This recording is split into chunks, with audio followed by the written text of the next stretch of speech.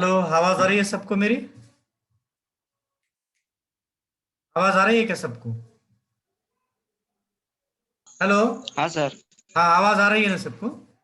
हाँ आ रही सर। अच्छा, ठीक है। आ रही सर। देखिए। अच्छा। हमने आपका बंटी इस उपन्यास को आरंभ किया था। आधा हमारा कथानक हमने उसका देखा था, और एक आधा कथानक हमारा शेष था उसका। उस पर मैंने एक वीडियो भी बनाया। मैं इस लेक्चर के तुरंत बाद आपको डालूंगा। उस वीडियो को सुनने के बाद आपको पूरा जो कथानक है आपका बंटी इस उपन्यास का, उस कथानक के बारे में सब पता चल जाएगा। चलेगा ना? Okay sir. हाँ, ठीक है, ठीक। तो मैंने आपको बताया था, आपका बंटी ये उपन्यास मन्नू भंडारी के द्वारा लिखा गया है। और यह जो उपन्यास है, इस उपन्यास का विषय है एक तलाकशुदा जो पति पत्नी है, जिनका तलाक हो चुका है, ऐसे पति पत्नी का जो बच्चे होते हैं, उन बच्चों का भविष्य क्या होता है उस पर लिखा गया। उस बच्चों की मानसिकता क्या होती है, उस मानसिकता पर लिखा गया ये उपन्यास। जैसे मैंने आपको कहा था कि पति और पत्नी अपनी वैचारिक मतभेद के कारण या किसी भी कारण से एक दूसरे से जब दूर हो जाते हैं, और जब वो निर्णय लेते हैं शादी कर लेने का, माफ करिए, जब वो निर्णय लेते हैं तलाक लेने का, तो वो तलाक लेकर जब एक दूसरे से दूर हो जाते हैं, लेकिन ऐसे में उनके बच्चों की क्या अवस्था होती है, उनके बच्चों की मानसिक अवस्था किस प्रकार से होती है, उसका विवेचन जो है इस उपन्यास के माध्यम से किया गया है, जैसे मैंने आपको बताया था। इस उपन्यास में बंटी एक प्रमुख पात्र है, जो 9 साल का लड़का है, और उनकी माँ है शकुन नाम की, और उसका पति है एक अजय।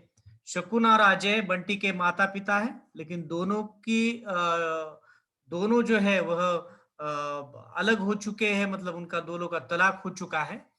और डॉक्टर जोशी एक पात्र है, जैसे मैंने आपको कहा था, जिनके साथ दूसरी शादी कर लेती है बंटी की माँ, डॉक्टर जोशी के साथ। और मीरा एक पात्र है, वकील चाचा एक पात्र है, और टीटू और फूफी एक पात्र है, मैंने आपको बताया था। तो संक्षेप में इस कथानक को मैं आगे लेकर जाऊंगा कि मैंने आपको यहाँ तक बताया था कि बंटी जो है वह इस उपन्यास का पात्र है।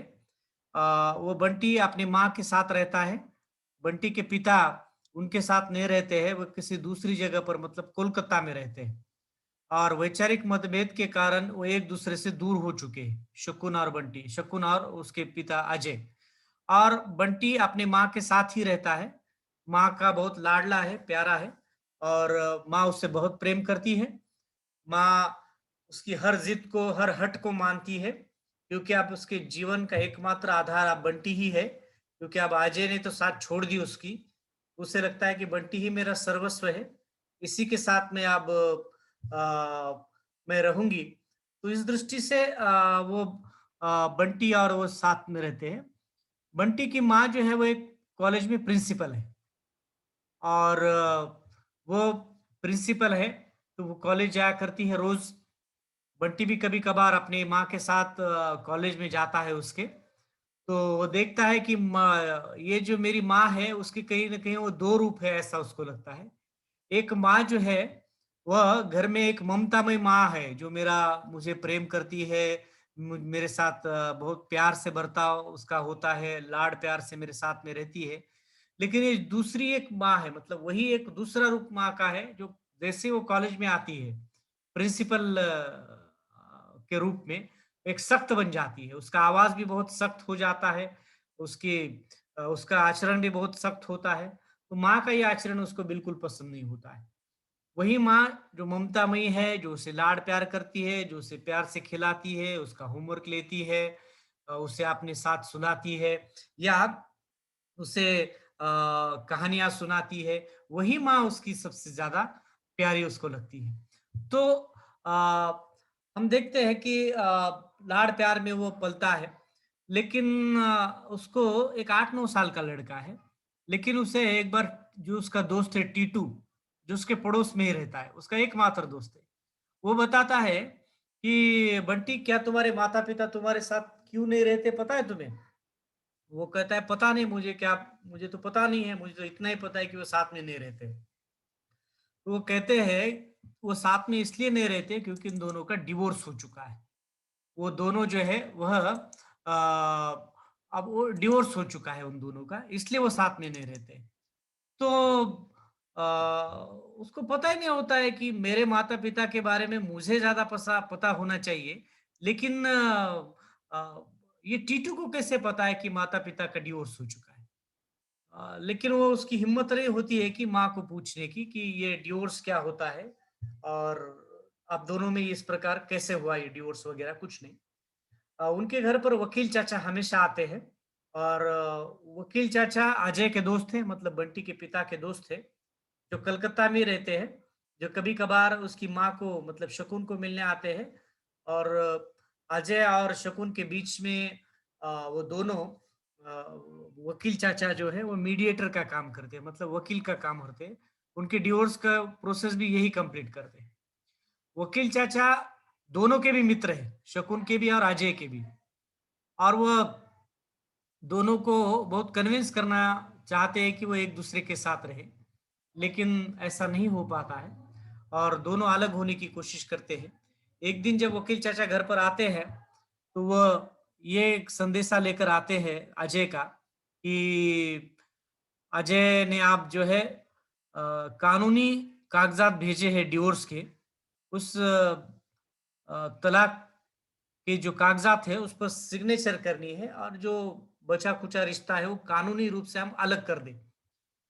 तो शकुन एकदम घबरा जाती हैं और उसको लगता है, उसे अभी तक लगा था कि एक न एक दिन एक न एक दिन अजय वापस आएगा, बंटी के लिए कम से कम, लेकिन ऐसा नहीं हो पाया और एकदम से उसकी जो उम्मीद थी, जो आशा की किरण थी, वो भी अब हट गई कि अब ये तो होने ही वाला है जीवन में।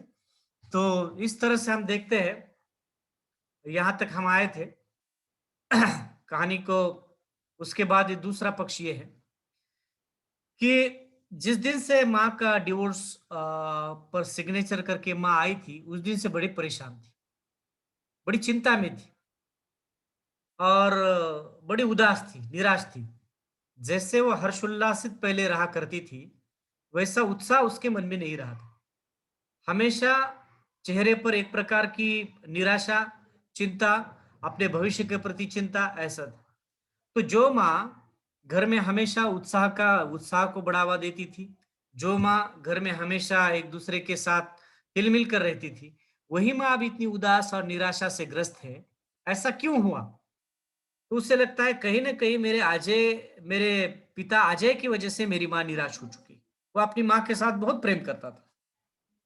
मेरी माँ के निराशा का कारण मेरे पिता ही है, ऐसा उसे लगता है। इसलिए वो पिता के साथ बात नहीं करना चाहता है। वो पिता ने दी हुई जितने भी खिलौने हैं, उसको अलमारी में बंद करके रखता है और हर हफ्ते जो अपने पिताजी को पत्र लिखा करता था, वो पत्र भी लिखना उसने बंद कर दिया और उसने ये ज़िम्मेदारी ली कि माँ को मैं खुश रखूँगी। माँ को हर तरह से मैं खुश रखूँगा। उसे किसी प्रकार की चिंता नहीं होने दूँगा। इसीलिए वो अपना बचपन छोड़कर, मतलब 8-9 साल का लड़का है लेकिन समझदार बनने की कोशिश करता है। इसलिए अपने बचपन में जितना भी वो हठ करता था, वो जितना जो है वह ज़िद्दी था, जितना आक्रोश करता था, जितना हठी था, वो सब उसने छोड़ दिया और अनायास एकदम से बड़ा होने की कोशिश की। किस लिए? माँ के आनंद के लिए, माँ के उत्साह के लिए। और इन दिनों माँ की जो है वह पहचान हो जाती है डॉक्टर जोशी से। शहर के एक बड़े चिकित्सक है डॉक्टर जोशी। और डॉक्टर जोशी के साथ धीरे-धीरे परिचय हो जाता है, परिचय का रूपांतर दोस्ती में हो जाता है और दोस्ती का रूपांतर उनके प्रेम में हो जाता है। तो शकुन की माँ म मतलब बंटी की माँ इस प्रकार का निर्णय लेती है कि अब जो है मुझे डॉक्टर जोशी के रूप में एक नया पुरुष मित्र मिला है, तो मुझे उसके साथ शादी कर लेनी चाहिए। लेकिन इस तरह का डॉक्टर जोशी का घर पर आना, माँ के साथ नज़दीकियाँ, एक साथ सोफ़े पर बैठना, हँसना, खेलना, इस तरह से बातें करना, खुलकर बातें करना, ये उसको अच्छा नहीं लगता है। बंटी को डॉक्टर जोशी का घर पर आना अच्छा नहीं लगता है और बंटी की मां शकुन ने डॉक्टर जोशी के साथ विवाह करने का निर्णय कर लिया है। लेकिन उसको लगता है कि मैं डॉक्टर जोशी के साथ विवाह तो करूंगी, लेकिन बंटी को भी डॉक्टर जोशी ने स्वीकारना चाहिए। डॉक्टर जोशी के पहले से 2 बच्चे हैं, एक आमी और जोध, ये 2 बच्चे हैं। फिर भी वो तैयार है बंटी को स्वीकारने के लिए। लेकिन बंटी की मानसिक स्थिति नहीं है कि वो अपने पिता के रूप में किसी दूसरे पुरुष को स्वीकारे। इसलिए डॉक्टर जोशी का सहवास और डॉक्टर जोशी की माँ के प्रति बढ़ती हुई नजदीकियां उसको बिल्कुल पसंद नहीं है। इसलिए वो नफरत करने लगता है। बहुत कन्विंस करती है शकुन और डॉक्टर जोशी भी कि उसके साथ वो प्रयास किया जाए। मुकुंद लेक्चर सुरू आहे, मी करतो नंतर. हाँ हाँ. तो बहुत प्रयास करती है कि उसे कन्विंस किया जाए और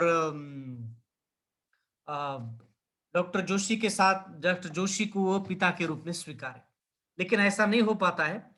तो माँ उसे बड़े प्यार से समझाती है, डॉक्टर जोशी के स्वभाव के बारे में बताती है। डॉक्टर जोशी का घर यहाँ से बहुत बड़ा है, अपना घर तो छोटा है, उनका घर बड़ा है। वहां तुम्हें 2 दोस्त भी मिल जाएंगे तुम्हारे, एक आमी है, एक जोत है। लेकिन वो मानने के लिए तैयार नहीं। और डॉक्टर जोशी फूफी जो है वो शकुन के यहाँ पर रहती है, नौकरानी उनकी। अ, वो भी इस रिश्ते को स्वीकार नहीं है उसे, वो भी खुश नहीं है इस रिश्ते से। वो कहती भी है कि भाई इतना बड़ा लड़का है तुम्हारा और इतने बड़े लड़के को छोड़कर तुम दूसरी शादी कर रही हो, ये अच्छा नहीं है। तो ये बेटे के भविष्य के लिए अच्छा नहीं। लेकिन शकुर इस बात पर आप अटक गई है कि मैं एक स्त्री हूं, मैं माँ से पहले भी एक स्त्री हूं और मेरे जीवन की भी अपनी कुछ महत्वाकांक्षाएं हैं।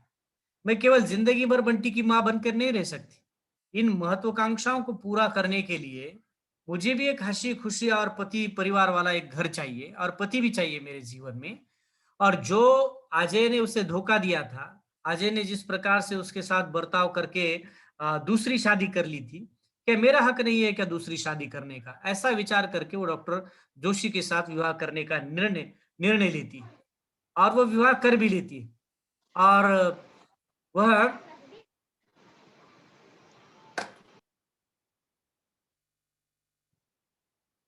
वो डॉक्टर जोशी के यहाँ पर शादी करके चली जाती है। बंटी को भी मजबूरन अपनी माँ के साथ जाना पड़ता है और वो वहां तो जाता है। उसका जो वो इधर पहला घर था बहुत छोटा था, क्वार्टर, लेकिन छोटा घर था, लेकिन उसने अपने खुद हाथों से एक बगीचा भी लगाया था वहां पर। और उसको अच्छा नहीं लग रहा था कि ये सब घर छोड़कर मैं उधर चला जाऊं। फिर भी माँ के खातिर वो चला जाता है।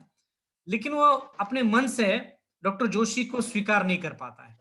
डॉक्टर जोशी को स्वीकारता नहीं है वो। वहां जाता है तो जोत के साथ, आमी के साथ, मतलब डॉक्टर जोशी के बच्चों के साथ झगड़े भी करता है। उसको माँ का स्वभाव बिल्कुल पसंद नहीं है। माँ ने इस प्रकार का निर्णय लेकर उसे लग रहा था कि माँ ने अपनी खुशी के लिए तो ये सब कर लिया है, मेरी खुशी के बारे में कुछ विचार नहीं किया है। उसको डर था इस बात का कि डॉक्टर जोशी और आमी और जोत का मेरे माँ के जीवन में आना मतलब इसके प्यार का बंटवारा हो गया। जो माँ पहले केवल बंटी को ही महत्व देती थी, केवल बंटी ही उसका सर्वस्व था और बंटी के ही आसपास उसकी सब दुनिया थी, वही माँ अब डॉक्टर जोशी, वही माँ का प्यार जो है वो डॉक्टर जोशी और उनके 2 बच्चों में बढ़ चुका है। तो उसको भी अंदर ही अंदर इस प्रकार का शोक होता है, दुख होता है कि ऐसा क्यों हुआ? जो मेरे प्यार का मेरे माँ का संपूर्ण प्यार जो है वो मुझे मिलना चाहिए, अब मेरे माँ के प्रेम में हिस्सेदारी बढ़ गई है, ये लोग आ गए, जो उसे बिल्कुल पसंद नहीं। वहां पर बड़ा आक्रोश करता है, उसको हालत से कमरा दिया जाता है। वो रोज अपनी माँ के पास सोने की आदत होती है। अब वो सो नहीं पाता है माँ के पास, क्योंकि शकुन का एक वैवाहिक जीवन दूसरा शुरू हुआ है। वो डॉक्टर जोशी के कमरे में सोती है, जोत अलग कमरे में। तो उसको रहा नहीं जाता है कि हम अकेले में सो पाओ, क्योंकि उसे कौन कहानियां सुनाएगा, कौन उसको साथ में लेकर सोएगा, कौन उसका होमवर्क कराएगा, कौन उसको स्कूल में जाते समय कपड़े पहनाएगा। ये सब जो माँ करती थी, अब वो माँ नहीं रही। अब वो डॉक्टर जोशी की पत्नी बन चुकी है। उसको बिल्कुल अच्छा नहीं लगता है। तो वो झगड़े भी करता है। बंटी के साथ झगड़े कर बंटी आमी के साथ झगड़े करता है, जोत के साथ झगड़े करता है। माँ उसको कहती भी है कि बेटा तू डॉक्टर जोशी को पापा क्यों नहीं कहता? वो कहता है कि नहीं, मैं उनको पापा नहीं कह सकता। मेरे एक ही पापा है और वो कोलकाता में रहते हैं। मम्मी उसे समझाती है कि ये जोत और आमित मुझे मम्मी कहते हैं, तो तू भी तो पापा कहे उनको। वो कहता है वो मम्मी इसलिए कहते हैं क्योंकि उनकी मम्मी जो है वो मर चुकी। मेरे पापा तो जीवित है और वो कलकत्ता में रहते। तो बहुत प्रयास करने के बाद, बहुत समझाने के बाद भी अमी बंटी इस बात को समझता नहीं है। और वो जो है वह जो है वह वहीं रहता है, लेकिन बहुत झगड़े करता है। उसका स्वभाव चिड़चिड़ा बन चुका है। अपनी माँ की खुशी के लिए वो जो समझदार बन चुका था, अब वो समझदारी झटक देता है और वो बड़ा गुस्सैल और चिड़चिड़ापन उसका स्वभाव हो जाता है। और ऐसे में उसके मानस पर बहुत गहरा प्रभाव पड़ता है और उसकी मानसिक स्थिति पूरी तरह से बदल जाती है, ये बाहर के परिवेश के कारण। ऐसे में मैंने एक उल्लेख किया था आपको कि उपन्यास में एक घटना का वर्णन है कि डॉक्टर जोशी के डिस्पेंसरी के बाहर एक लाल त्रिकोण लगाया हुआ था, लाल त्रिकोण के चित्र। और उस लाल त्रिकोण के चित्र पर लिखा था, मतलब वो परिवार नियोजन का चित्र था, उसके नीचे लिखा था, दो ही बच्चे सबसे अच्छे। इसका मतलब ये छोटा बच्चा क्या जाने, लेकिन उसने जान लिया था कि दो ही बच्चे सबसे अच्छे का मतलब क्या है। डॉक्टर जोशी के दो बच्चे हैं, अमी और जोत, यही दो बच्चे हैं। और मैं जो तीसरा बच्चा हूं वो मैं फालतू हूँ, मैं गैर ज़रूरत हूँ, इनको कोई ज़रूरत नहीं है मेरी, ऐसा उसको लगता है। और ये बार वो अपने ही अंदर अपने आप को खाने लगता है। अपने अंदर ही अंदर अपने आप को जो है वह ग्रासित करने लगता है। ऐसे में वो विचार करता है कि अब माँ के साथ रहने में कोई मज़ा नहीं है और माँ मेरे साथ पहले जैसा बर्ताव नहीं करती है। माँ अब मेरी माँ नहीं रही है, बल्कि वो अब अमी और जोत की माँ रह चुकी है, अब मेरी माँ नहीं रही है। हालाँकि इस प्रकार के व्यवहार का शकुन पर भी प्रभाव पड़ता है, उसे भी अच्छा नहीं लगता है। उसे कभी-कभी ये बात लगती है कि जीते जी इसके बाप ने, मतलब अजय ने, मुझे कभी खुशी नहीं दी और ये भी ऐसा बच्चा है और अजय का ही बच्चा है ये, मेरा ही बच्चा है जो मुझे अभी खुश नहीं देखना चाहता है। इसलिए उसे लगता है कि ये जो है वो पहले पति के पास, मतलब अजय के पास चला जाए। और ऐसे में बंटी भी अपने पिता को पत्र लिखकर कहता है कि आप जल्दी से जल्दी यहाँ पर आइए और मुझे लेकर कलकत्ता जाइए, कलकत्ता लेकर जाइए, ऐसा कहता है। और बड़े गुस्से में कह दिया था, माँ के प्रति गुस्सा आया तो पिता ने भी अजय भी कलकत्ता से लेने के लिए, बंटी को लेने के लिए आते हैं शहर में। तो बंटी को कहीं न कहीं मन में लगता है कि अब ये मैं मेरी माँ का बदला लूँगा। माँ अब रोएगी, गिड़गिड़ाएगी, कहेगी, वो मुझे बहुत प्यार करती है अंदर से। वो कहेगी कि यहीं रुको बेटा, जाओ मत, मुझसे गलती हो गई, तुम यहीं रहो। ऐसा माँ को लगेगा, फिर भी मैं उसको माफ नहीं करूँगा। माँ मुझे रोक लेगी, बड़ा प्रयास करेगी रोकने का, ऐसा वो सोचता है। और शकुन भी सोचती है कि बंटी इतने सहज रूप में जा नहीं पाएगा। वो पहले से मेरे साथ रहने की उसको आदत है और एकदम से मुझे छोड़कर वो जा नहीं पाएगा। लेकिन ऐसे में जैसे उसके पिताजी उसको लेकर निकलते हैं, तो ना माँ उसको रोकती है। तो बंटी को आखिरी क्षण तक लगता है कि माँ उसको रोकेगी, उससे बड़ा प्यार करती है, लेकिन माँ उसकी रोकती नहीं है उसे। और बंटी शकुन को भी लगता है कि बंटी रुकेगा, लेकिन बंटी भी रुकता नहीं। वो वहां से चला जाता है कलकत्ता में। तो कलकत्ता में जब वो पिता के साथ गाड़ी में बैठकर चला जाता है, तब इसके पीछे छूट जाती है उसकी मम्मी, उसका पुराना घर, उसके दोस्त, फूफी, सब यादें। वो गुस्से में चला जाता है पिता की तरफ। लेकिन पिता जैसे उसको कलकत्ता में लेकर जाते हैं, तो जैसे ही घर पहुंचते हैं, तो अजय, मतलब बंटी के पिता के यहाँ पर एक स्त्री है और एक छोटा बच्चा है। अजय उनके साथ परिचय करवाता है। अजय कहता है कि बंटी, ये तुम्हारी माँ है मीरा, और ये तुम्हारा छोटा भाई है चीकू। उसको आश्चर्य होता है, मेरी माँ तो एक ही है, और ये दूसरी माँ कहां से आ गई, और ये दूसरा बेटा, ये मेरा तो भाई कोई नहीं है, ये चीकू कहां से आ गया। तब वो पूरी परिस्थिति को समझ लेता है कि जिस परिस्थिति को छोड़कर, या अ, जिस परिस्थिति से मतलब ये करके, जिस परिस्थिति की घृणा करके, सबको ठुकरा कर वो यहां पर आया था, वही परिस्थिति अब उसे सामने दिख रही। क्योंकि वहां पर मेरी माँ डॉक्टर जोशी के साथ विवाह कर लेती है और कहती है कि ये तुम्हारे बाप है, ये तुम्हारे पिता है, और यहां पर उसके पिता किसी दूसरे स्त्री के साथ शादी करते हैं और कहते हैं कि ये तुम्हारी माँ है। तो एकदम उद्विग्न हो जाता है और वो डिस्टर्ब हो जाता है, अचानक से खामोश हो जाता है। ये विसंगत परिस्थितियां उसके जीवन में इस प्रकार से काम करती है, तो उससे बड़ा आश्चर्य होता है। वो वहां पर भी कुछ दिन रहता है, लेकिन अपने आप को एडजस्ट नहीं कर पाता है, अपने आप को वहां पर एडजस्ट नहीं कर पाता है। तो उसको वहां पर उस परिस्थिति में भी रहना मुश्किल होता है। उसको माँ की भी बड़ी याद आती है, लेकिन अब माँ के पास कैसे लौटेगा, क्योंकि माँ से गुस्सा करके और माँ को डॉक्टर जोशी के साथ न स्वीकारते हुए मैं वापस यहाँ आ चुका हूँ। अब यहाँ पर भी वो एडजस्ट नहीं हो पाता है। तो अजय और मीरा इस प्रकार का निर्णय कर लेते हैं कि बंटी अपने यहाँ पर एडजस्ट नहीं कर पा रहा है और हमेशा चुप चुप रहता है, निराश रहता है और डिप्रेशन में है, और हमारे पास शायद खुश नहीं है, इसलिए उसके एक अच्छे भविष्य के लिए हम उसको हॉस्टल में डालेंगे। इस प्रकार का निर्णय लिया जाता है। तो ये निर्णय बंटी को सुना भी दिया जाता है कि तुम्हें हॉस्टल में भेज दिया जाएगा। तो उसके लिए नई नई खरीदारी की जाती है, उसकी सूटकेस जो है वो भर दी जाती है, और सूटकेस भर के उसे जो है वह हॉस्टल में भेज दिया जाता है। तो गाड़ी में जब बैठता है वो हॉस्टल जाने के लिए, तब उसके नजरों के सामने सभी प्रकार का उसका जो जीवन, जिसको कहा जाए कि ये है पूरा जीवन चित्र, चलचित्र के सामने आ जाता है कि ये मेरे जीवन के साथ क्या हो गया, ये मेरे जीवन के साथ कैसे हो गया, किस तरह से हो गया।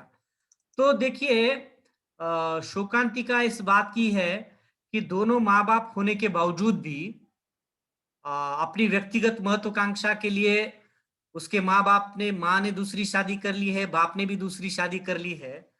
ये होने के, दोनों माँ बाप होने के बावजूद भी एक अनाथ की तरह जिंदगी बंटी जीता है, एक अनाथ की तरह जीता है बंटी।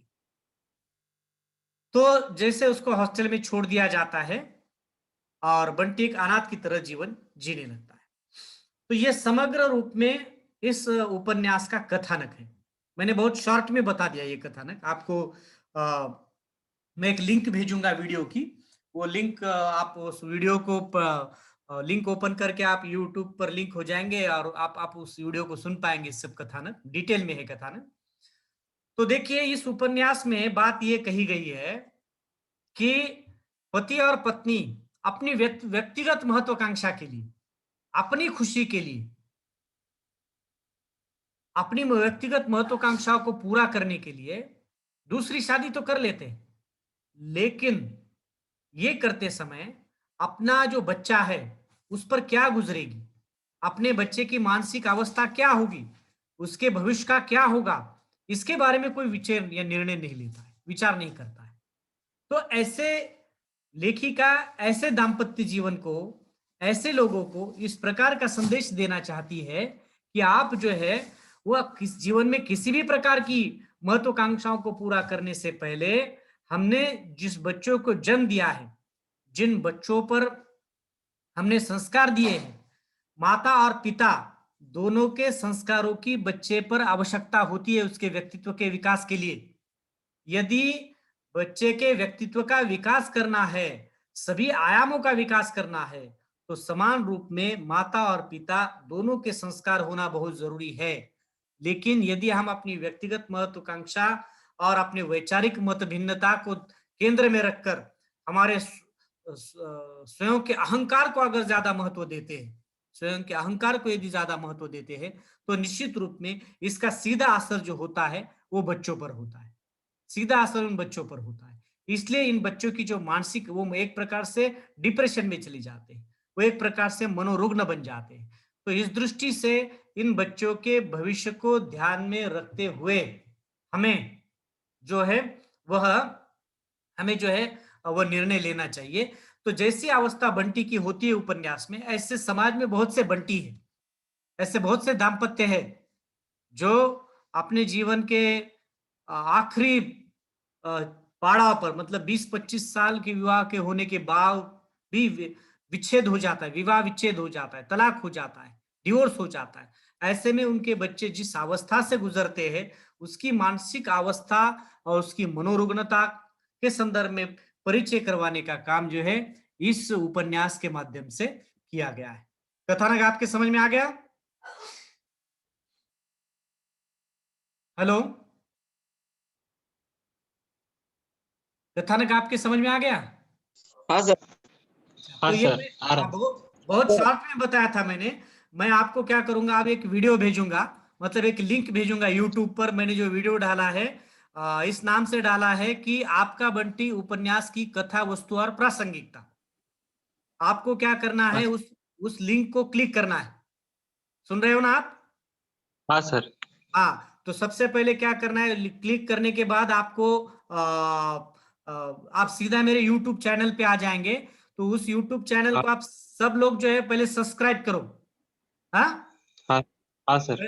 हाँ, सब्सक्राइब बटन पर आप क्लिक कीजिए। क्लिक करने के बाद बेल आइकॉन आएगा, बेल, एक घंटी का, उस घंटी को क्लिक कर, इस हाँ घंटी उस घंटी को भी क्लिक करके चैनल को सब्सक्राइब इसलिए कीजिए क्योंकि उपन्यास और नाटकों पर जो नए नए वीडियो बनेंगे ना, वो वीडियो मैं आपको अपलोड करते जाऊंगा यूट्यूब पर।